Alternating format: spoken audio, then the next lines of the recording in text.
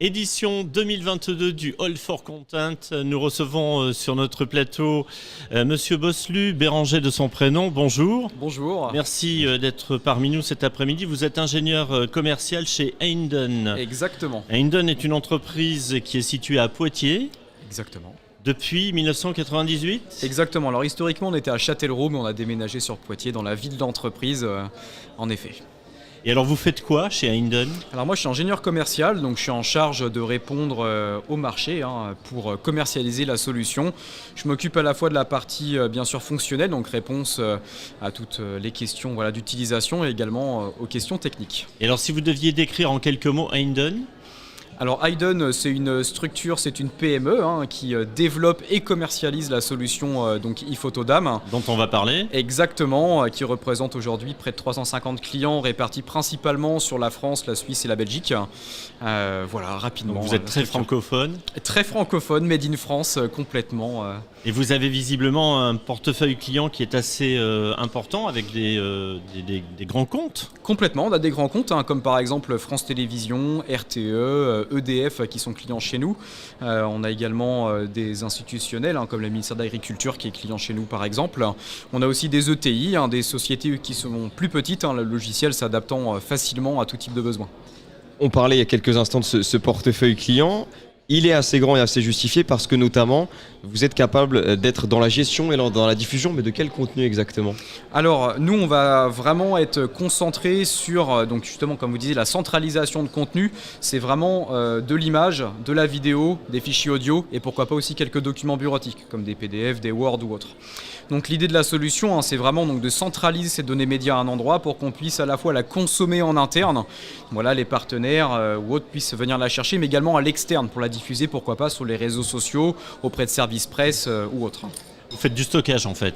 On fait du stockage, exactement, on fait du stockage. Alors ça peut être soit un stockage qui est fait par nos soins, donc avec notre infrastructure, soit un stockage qui est fait chez notre client sur son infrastructure, mais avec le ePhoto qui est installé sur une machine chez lui. Et l'idée c'est que le client puisse retrouver quand il le souhaite un élément, une photo.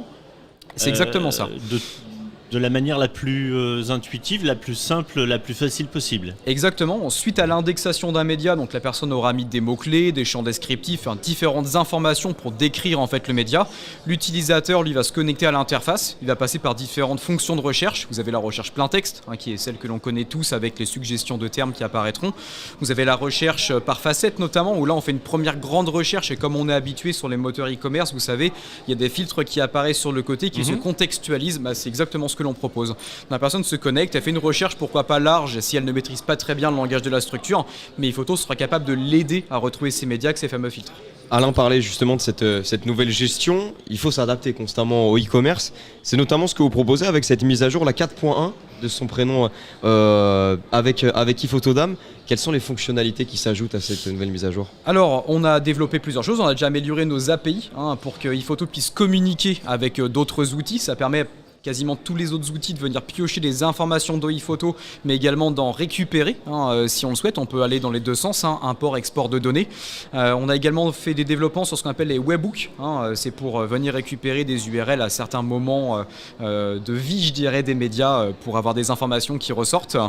Et puis également, on voulait parler En fait, on vient de remporter un appel à projet avec le CNRS pour qu'on puisse développer des algorithmes donc qui seront intégrés dans les futures versions d'ePhoto pour vous aider en fait à faire de l'indexation automatique et de la recherche automatique. Ces algorithmes aujourd'hui ils existent quasiment qu'à l'étranger. En fait on va passer par des solutions proposées souvent par des grosses structures et la plupart du temps les GAFAM. Et nous avec cet appel à projet donc financé par l'ANR, l'Agence nationale de recherche, on va développer nos propres algorithmes sur 4 ans pour que la solution soit française. Du Made in France dans l'indexation. Exactement, et surtout les algorithmes n'auront pas de fuite de données. Voilà, avec du contenu qui reste exclusif pour le client, qui reste vraiment personnalisé. Complètement, et surtout qui apprendra de sa propre indexation. Tous les clients ont des fonds différents, des produits différents avec des noms différents. L'idée, c'est qu'en fonction de l'indexation qu'il fera de tel ou tel produit, c'est que normalement l'algorithme puisse reconnaître son produit à lui et dise « Tiens, c'est ce terme qu'il faut ajouter ». Sur le salon, vous avez une innovation particulière à présenter pour cette édition 2022. Je crois savoir que c'est la première fois que vous êtes donc sur le salon All for Content. Complètement, alors c'est bien la première fois, donc on est déjà très content de cette première matinée. Et oui, en effet, on va parler justement de ce laboratoire commun que l'on fait avec le CNRS pour justement parler de ce que l'on attend de l'algorithmie, donc de l'indexation automatique à notre échelle en tout cas. Mais oui, c'est ce que l'on va présenter. Bérengé Bosselu, merci. Avec plaisir, On vous merci à vous. souhaite plein de belles choses. Je rappelle que vous êtes ingénieur commercial chez Hendon et que vous développez donc le produit iPhoto Dame. Exactement. Merci Merci beaucoup. Au plaisir. Bonne journée. Au revoir.